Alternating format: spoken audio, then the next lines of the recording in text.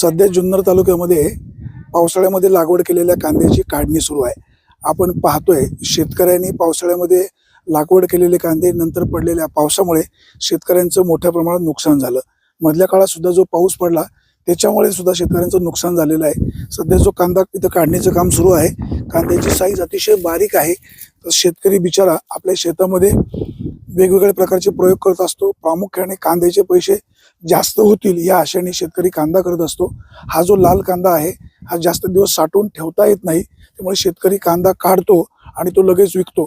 आपण पाठीमागं पाहतोय हे ज्या महिला आहेत, ह्या महिला इथं कांदा काढण्यासाठी आलेल्या आहेत. यांना साधारण 300 रुपये रोज आहे. या सकाळी 10-11 वाजता येणार, 5 वाजता जाणार, दुपारी 1 तास जेवणाची सुट्टी घेणार. शेतकऱ्याला परवडत नाही आणि ह्या महिला मजुरांना देखील परवडत नाही. सध्या शेतकऱ्याची अवस्था मुखी बिचारी अशीच झालेली आहे. मजुरांनाही रोजगार मिळत नाही आणि शेतकऱ्याला सुद्धा योग्य बाजारभाव मिळत नाही. जगाच्या पोशिंद्याला या मायबाप सरकारने साथ देण्याची गरज आहे. सुरेश वाणी, विघ्नर टाइम्स, वडगाव, आनंद.